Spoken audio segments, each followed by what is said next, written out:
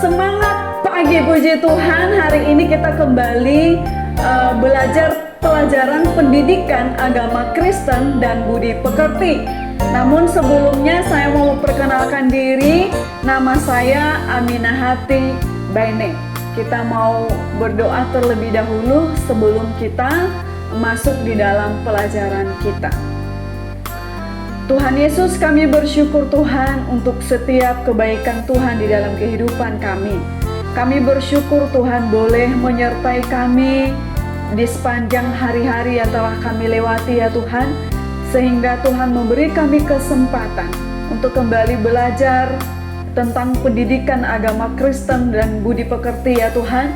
Dan biarlah apa yang kami pelajari hari ini bisa mengubahkan kehidupan kami, dan kami bisa semakin lebih menyenangkan hati Tuhan dan memuliakan nama Tuhan. Berkati setiap guru-guru kami dimanapun mereka berada. Berkati juga setiap murid-murid yang belajar pada saat ini. Terima kasih Tuhan Yesus. Hanya di dalam anak-Mu kami berdoa dan mengucap syukur. Haleluya. Amin. Ya, hari ini kita belajar dari bab yang ke-12 di buku yang ada di sebelah kanan saya. Kalian bisa melihat kita belajar dari buku ini di bab yang ke-12. Ya, kita mau masuk indikator dari pelajaran kita hari ini. Yang pertama, berdoa sebagai ucap syukur atas karunia Allah sebagai pembaharu kehidupan manusia dan alam. Menjelaskan mengenai Allah sebagai pembaharuan kehidupan. Dan yang ketiga, menjelaskan cara yang tepat di dalam merespon karya pembaharuan Allah bagi dirinya dalam hubungannya dengan sesama manusia. Kita masuk di materi kita saat ini, Allah pembaharu kehidupan manusia atau kehidupan diri kita sendiri. Ada di dalam 2 Korintus pasal 5 ayat yang ke-17. Saya akan bacakan untuk kita. Jadi siapa yang ada di dalam Kristus, ia adalah ciptaan baru. Yang lama sudah berlalu, sesungguhnya yang baru sudah datang. Kita masuk dulu di pengantar. Bab yang ke-12 sampai 14 ini saling berkaitan satu dengan yang lain. Pada bab 12, pembaharuan lebih fokus pada menjadi manusia baru dan apa implikasi bagi kamu yang percaya pada peran Allah sebagai pembaharu, dan pembaharuan Allah berlangsung kontinu atau berkelanjutan. Pada bab ke-13 fokus pembahasan pada karya Allah sebagai pembaharu kehidupan manusia dan alam, sedangkan bab 14 lebih spesifik membahas hasil dari pembaharuan itu yang memotivasi remaja untuk bertindak sebagai pembaharu kehidupan manusia dan alam. Bab ini membahas mengenai bagaimana Allah bertindak sebagai pembaharu kehidupan. Pokok ini penting untuk meyakinkan manusia bahwa Allah terus bekerja dalam kehidupan manusia. Ia bukan hanya Allah yang menciptakan, memelihara dan menyelamatkan, namun Ia juga membaharui ciptaannya. Pembaharuan hidup dinyatakan melalui Roh Kudus. Manusia membutuhkan pembaharuan hidup supaya dapat menikmati persekutuan yang benar dengan Allah dan sesama. Pembahasan topik ini memberikan motivasi bagi kamu untuk tetap memiliki pengharapan dalam hidup. Kasih Allah bagi manusia tak terbatas, menjadikan manusia memiliki pengharapan untuk hidup baru dalam harmoni dengan Tuhan, sesama, dan alam ciptaannya. Pembaharuan yang dimaksud adalah hidup kudus di hadapan Allah dan manusia, mengubah cara berpikir negatif menjadi berpikir positif, mengubah semua sifat buruk yang ada di dalam diri kita menjadi sifat baik dan bertanggung jawab. Mengubah orang yang tidak percaya menjadi orang percaya kepada kasih dan kekuasaan Allah. Kamu dapat membuat daftar berbagai sifat buruk yang ada di dalam dirimu dan diganti dengan berbagai sifat baik yang sesuai dengan perintah Allah. Tindakan Allah sebagai pembaharu juga berarti Ia yang mengambil inisiatif untuk mendatangi manusia dan membaharuinya. Kita masuk di bagian yang ke B, menjadi manusia baru. Apakah kamu semua telah dibaptis? Apakah kamu mengerti mengapa kamu dibaptis? Dalam pelajaran 4 di SMP kelas 7, makna baptisan diajarkan dalam pelajaran tersebut. Baptisan menjadi pertanda bahwa kamu hidup di dalam Kristus melalui kematiannya. Manusia lama yang takluk kepada dosa telah digantikan oleh manusia baru yang hidup di dalam Kristus. Menurut Nifrit dan Bolan, melalui baptisan orang percaya telah dijadikan satu dengan Kristus dalam kematiannya, dan manusia lama telah dipakukan di kayu salib agar manusia bangkit bersama-sama dengan Kristus sebagai manusia baru. Ada di dalam Roma pasal 6 ayat yang ketiga. Sejajar dengan itu, 2 Korintus pasal 5 ayat yang ke-17 menulis, jadi siapa yang ada di dalam Kristus, ia adalah ciptaan baru. Yang lama sudah berlalu, sesungguhnya yang baru sudah datang.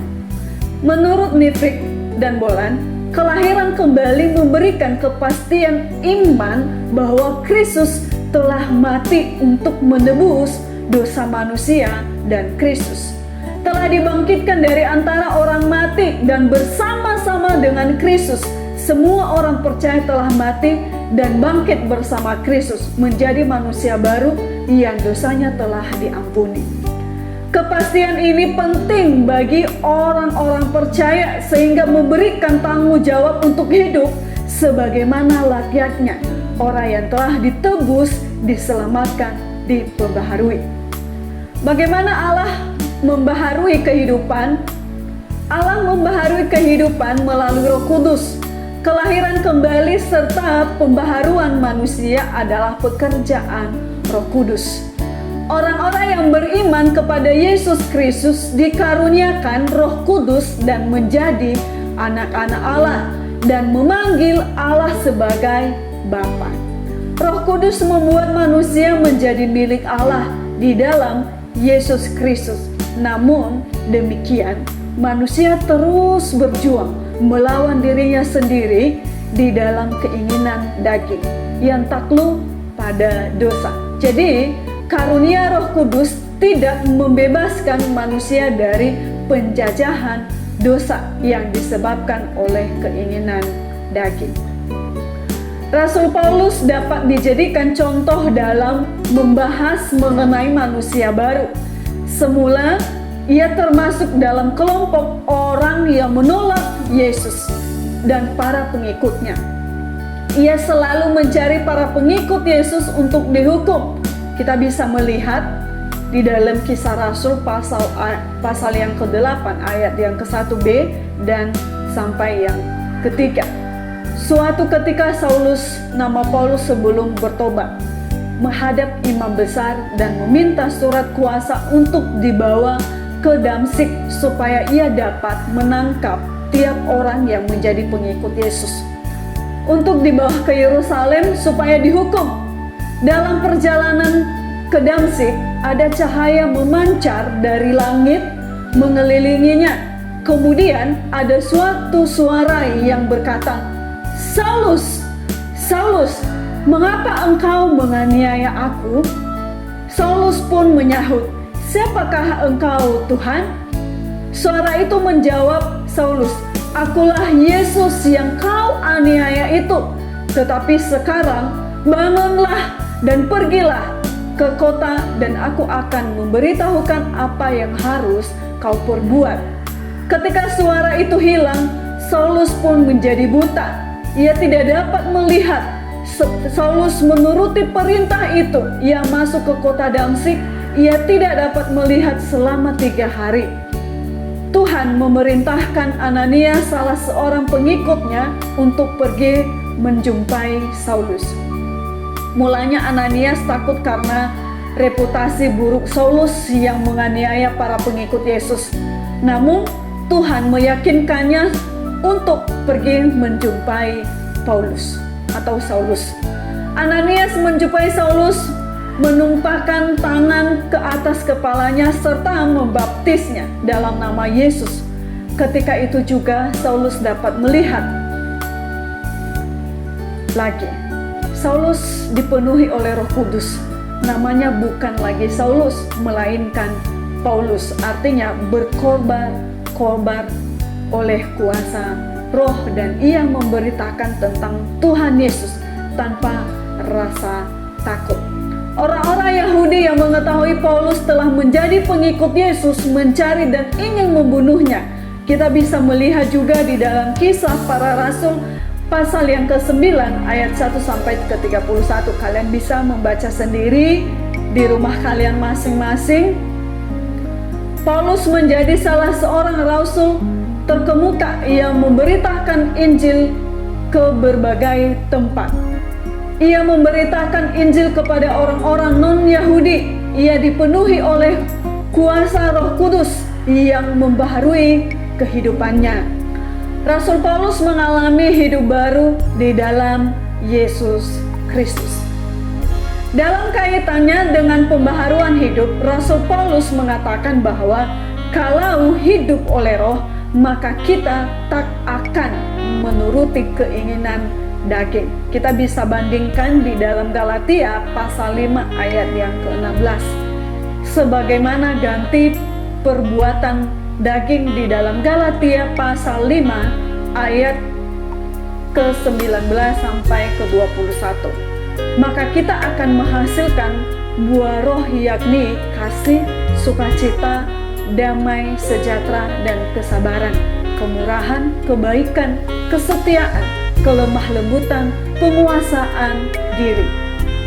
Galatia pasal 5 ayat 22 sampai ke 23. Kalian bisa melihat juga di rumah masing-masing. Kita nggak sempat untuk membaca, kalian bisa merenungkan dan membaca.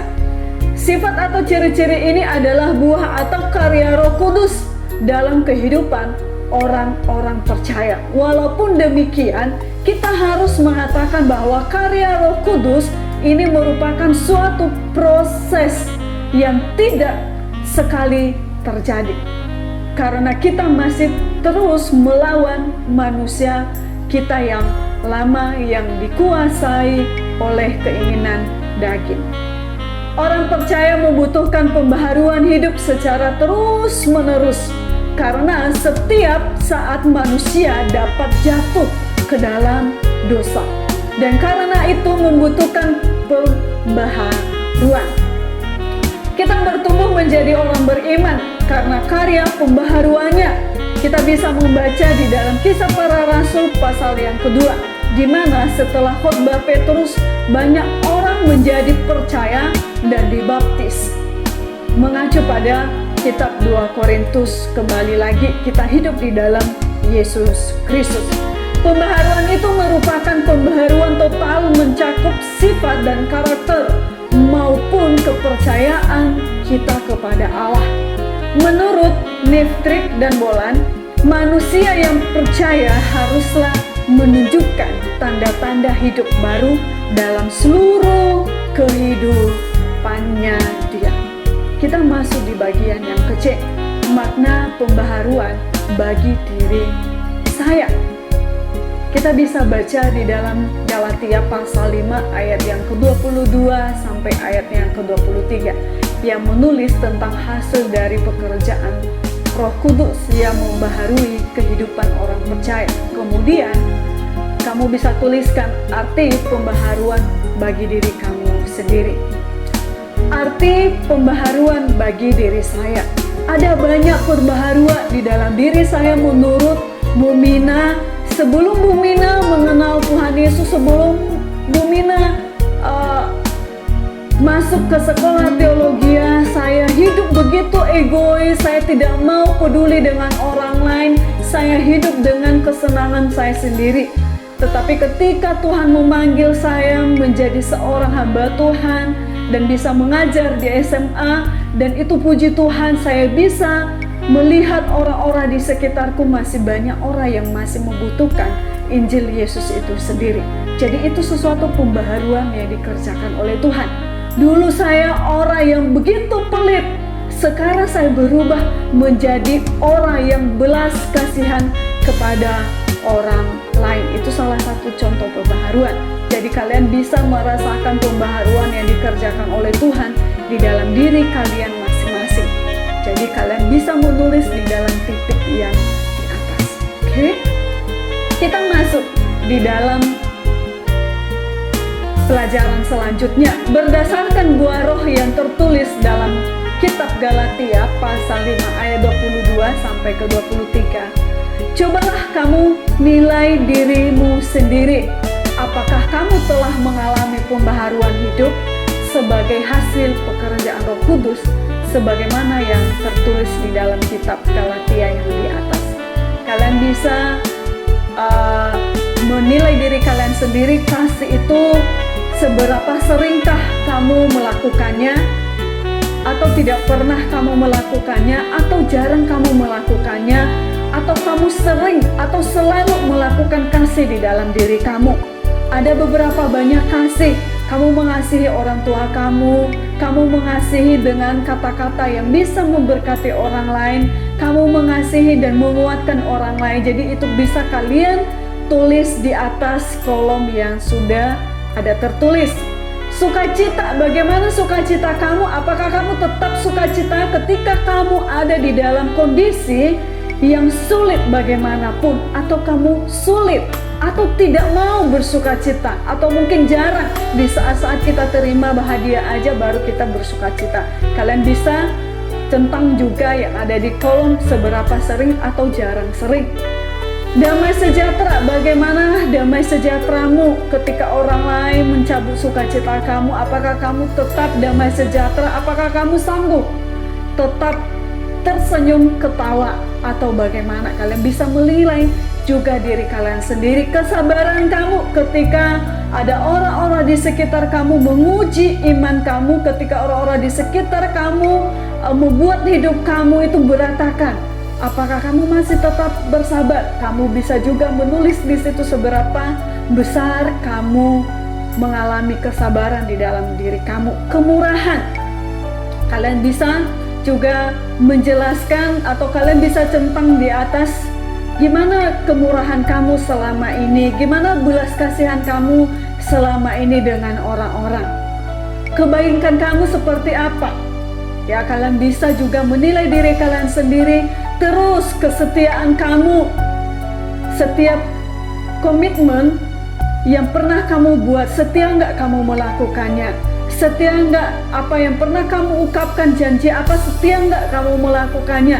Kesetiaan kamu sama Tuhan seperti apa? Kamu juga bisa centang di atas yang ada di kolom. Kelemah lembutan kamu, atau kamu sering melakukan kekerasan, atau kamu lebih melakukan kelemah lembutan kepada orang-orang di sekitar kamu, terutama di dalam kehidupan keluarga kamu. Gimana penguasaan diri kamu? Ataukah kamu suka meledak-ledak emosinya, ataukah kamu selalu membuat orang lain itu jengkel, atau bagaimana? Kamu bisa juga menilai diri kamu sendiri. Ya teman-teman ya, kalian bisa centang di manakah sifat yang sering kalian lakukan, di manakah sifat yang jarang kalian lakukan, bahkan tidak sama sekali. Berarti kalau tidak itu ya harus ada pembaharuan ya. Kita harus meminta Tuhan untuk memproses kehidupan kita untuk semakin lebih baik di hadapan Tuhan. Bagaimana melakukan penilaian ini? Guru akan membimbingmu. Jika hasil paling banyak adalah tidak pernah dan kadang-kadang, maka kamu perlu berupaya untuk mewujudkan buah roh di dalam pikiran, perkataan, dan perbuatanmu. Banyak remaja pada masa kini menghadapi persoalan menyangkut pengendalian diri, kemarahan, kekerasan, dan lain-lain.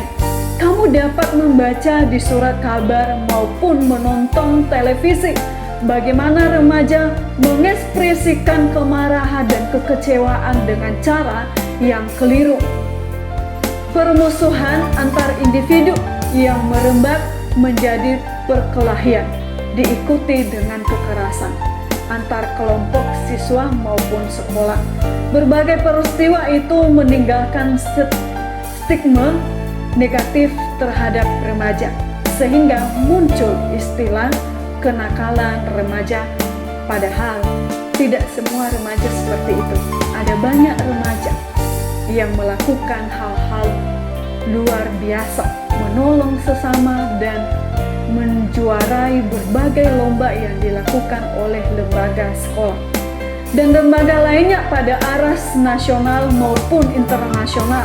Menghadapi berbagai tantangan yang ada, kamu dapat membuktikan bahwa kamu adalah manusia baru dengan cara menerapkan buah roh di dalam kehidupan kamu sendiri.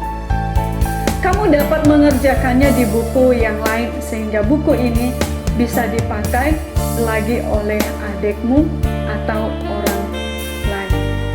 Kita masuk di bagian yang kedua, dampak dari pembaharuan Allah bagi orang percaya. Sebelum Yesus naik ke surga, Ia telah menjanjikan datangnya Roh Kudus yang akan mendampingi para rasul dan para orang percaya supaya mereka selalu dibimbing dalam kebenaran. Janji itu dipenuhi pada hari Pentakosta, di mana Roh Kudus turun kepada para rasul dan orang-orang percaya. Dampak dari kepercayaan kepada Allah yang membaharui hidupmu melalui Roh Kudus, yaitu di bagian yang ke-A, yakin bahwa Allah berkuasa atas hidupmu dan bahwa kekuasaannya tidak dibatasi oleh ruang dan waktu. Kepercayaan ini melahirkan pengharapan bahwa kamu pasti memiliki kehidupan yang lebih baik, mencakup kehidupan sekarang maupun di masa yang akan datang atau masa depan. Pengharapan itu juga membuat kamu mampu untuk mengubah semua sifat buruk yang ada di dalam diri. Keraguan akan kekuasaan Allah menjadi percaya kepada Allah yang berkarya dalam Yesus Kristus dan Roh Kudus. Kepercayaan itu memotivasi kamu untuk menghilangkan berbagai ketakutan yang ada dalam diri kamu. Apa saja ketakutan yang ada di dalam diri kamu? Kamu bisa menuliskan di bawah ini dalam kaitannya dengan poin di atas bagian A. Apa yang dapat kamu lakukan sebagai remaja SMA kelas 10 setelah menuliskannya? Berdoalah dengan sungguh-sungguh supaya Roh Kudus membimbing kamu untuk mewujudkan perubahan yang kamu dambakan, serta menghilangkan semua yang lama yang harus kamu tinggalkan. Jadi di sini Tuhan meminta kita untuk menuliskan di dalam sebuah buku, saya mau berubah dari sifat yang ini dan menjadi sifat yang baik yang memuliakan Tuhan. Kalian bisa meminta Tuhan, berdoa kepada Tuhan untuk memproses kehidupan kalian supaya kalian bisa mampu merubah diri kalian sendiri, karena kalian tidak bisa mengubah diri kalian sendiri. Hanya Tuhan yang dapat mengubahkan manusia lewat dari Roh Kudus itu sendiri. Kita masuk di bagian yang ke-B. Kuasa Allah melalui Roh Kudus juga dapat membaharui cara berpikir dan bertindak kamu yang lebih banyak mengacu pada keinginan daging menjadi mengacu pada keinginan Roh Kudus sebagaimana yang tercantum dalam buah roh. Dalam kaitannya dengan poin B di atas, apa yang dapat kamu lakukan sebagai remaja Kristen? Ya, otomatis kita dapat melakukan. Kalau Tuhan sudah mengubahkan kehidupan kita, Kalau Tuhan sudah merubah seluruh totalitas kehidupan kita, berarti kita sepenuhnya hidup di dalam Kristus. Kita menyerahkan seluruh totalitas kehidupan kita ke dalam Yesus. Kita mampu melakukan buah-buah roh yang di atas tadi. Nah, itu bukti kita kalau kita sudah diperbaharui oleh Yesus itu sendiri. Kita masuk di bagian yang kecil. Kamu percaya bahwa Allah sedang bekerja dalam sejarah umat manusia? Itu betul. Pekerjaan itu tidak hanya membaharui, namun mentransformasi dan memulihkan semua hubungan yang telah rusak oleh dosa. Hubungan antara manusia dengan Allah, manusia dengan sesama, dengan alam dan lingkungan hidup. Khusus untuk hubungan antar manusia dengan alam, hubungan yang tadinya telah dirusak oleh manusia yang bersifat serakah, mengeksploitasi dan merusak alam kini dibaharui. Manusia dimungkinkan untuk memiliki perspektif baru dalam memandang alam dan lingkungan hidup, yaitu jika sebelumnya manusia cenderung merusak alam, kini berkomitmen untuk memelihara alam lingkungan hidup. Bahwa manusia dan alam saling membutuhkan. Manusia membutuhkan alam dalam memenuhi kebutuhan hidupnya, dan alam membutuhkan manusia untuk menjaga serta memelihara kelestariannya dalam keyakinan penuh terhadap pembaharuan Allah. Tiap orang percaya terpanggil untuk merestorasi alam yang telah dirusak dan dieksploitasi supaya generasi yang akan datang dapat hidup dengan layak di bumi ini. Dalam kaitannya dengan poin C di atas, apakah yang dapat kamu lakukan sebagai remaja SMA kelas 10? Ya, ada banyak hal yang kita lakukan. Kita bisa menjaga setiap tanaman yang ada di sekitar kita. Kalau kita sudah diperbaharui oleh Tuhan, sudah ditransformasikan oleh Tuhan, kita mengaplikasikannya di dalam kehidupan kita sehari-hari untuk selalu membuang sampah pada tempatnya. Ya, itu salah satu menjaga kelestarian lingkungan kita yang ada, yang kita berada. Ya, teman-temannya, kalian bisa mengaplikasikannya di dalam kehidupan kalian sehari-hari. Kita masuk di bagian yang kedua. Kamu menjadi percaya bahwa manusia menjadi mitra Allah dalam mengubah wajah dunia yang carut marut oleh berbagai penindasan, kemiskinan, dan ketidakadilan menjadi dunia yang lebih berkeadilan, berani berkata benar dan membela kebenaran, solidar terhadap penderitaan orang lain dan manusiawi. Dalam kaitannya dengan dirimu, jika kamu percaya bahwa kamu adalah mitra Allah dalam mengubah wajah dunia menjadi lebih baik sebagai remaja SMA kelas 10, apa yang dapat kamu lakukan? Ini yang pastinya kamu memperlakukan orang-orang di sekitar kamu untuk berlaku adil. Tidak boleh menindas, tidak boleh membuat orang lain tertekan dengan kehadiran kamu, tetapi buatlah keberadaan kamu itu diterima oleh orang-orang di sekitar kamu, sehingga mereka bisa mendapat berkat dengan keberadaanmu. Itu tandanya kamu sudah diubahkan oleh Tuhan. Kita masuk di pelajaran yang berikutnya. Menurut Van Niftrick dan Boland, pembaharuan hidup manusia tidak terlepas dari keselamatan yang telah dikerjakan oleh Allah di dalam Yesus Kristus. Pembaharuan hidup tidak boleh terlepas dari aspek percaya. Hanya orang yang percaya kepada Allah di dalam Yesus Kristus sajalah yang akan mengalami pembaharuan hidup. Terkadang dalam diri manusia muncul berbagai pertanyaan dan keraguan mengenai kuasa Allah di dalam Yesus Kristus. Pertanyaan dan keraguan mengenai Roh Kudus. Bagaimana caranya kamu dapat menjawab berbagai pertanyaan serta keraguan itu?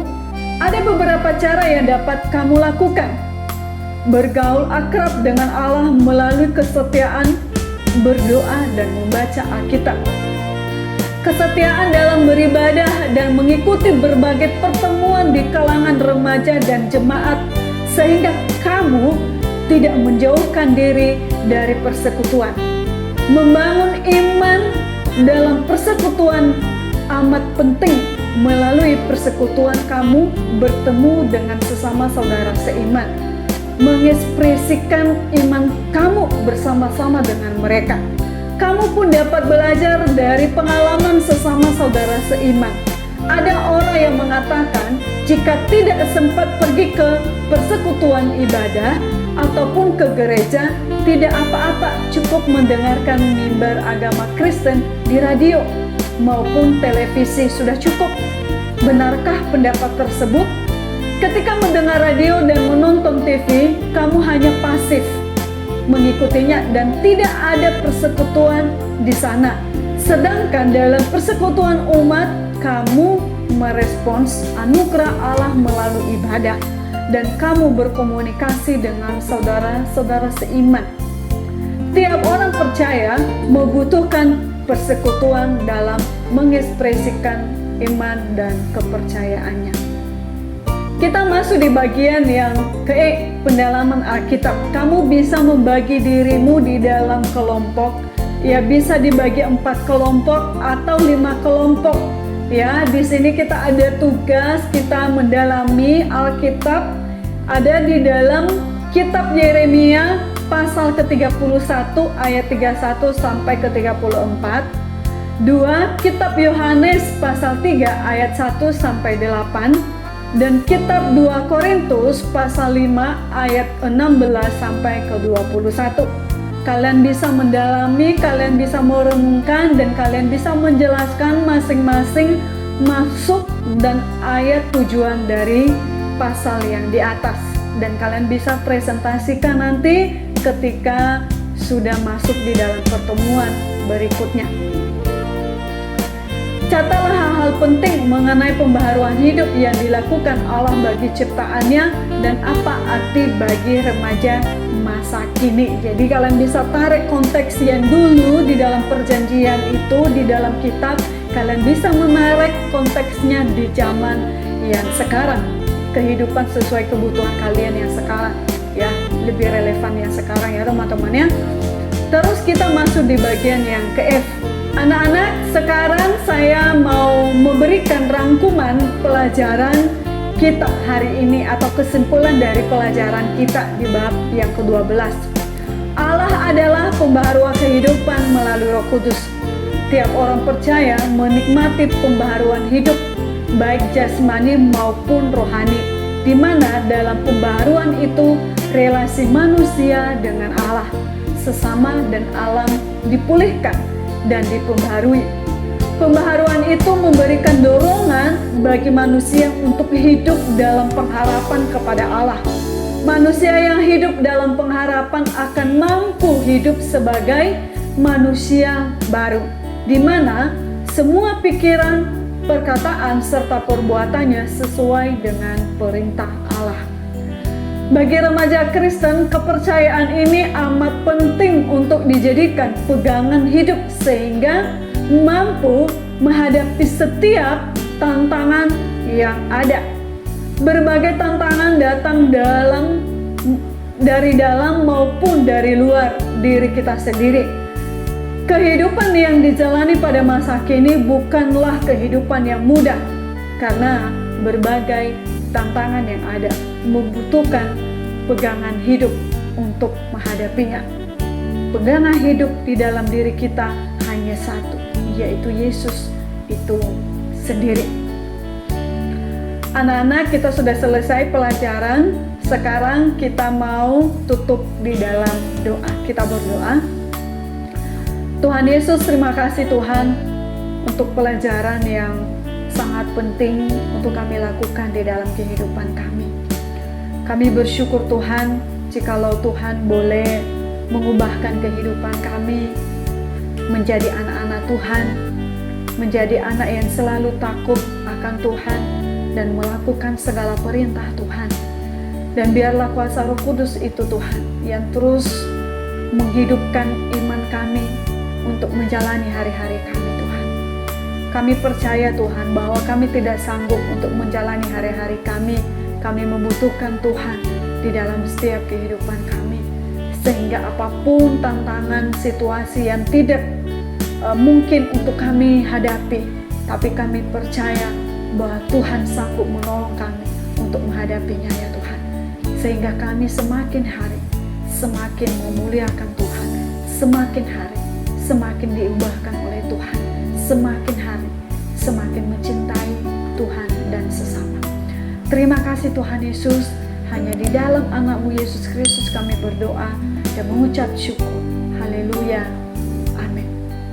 Terima kasih teman-teman, anak-anakku sekalian. Sampai ketemu di pertemuan berikutnya. Shalom.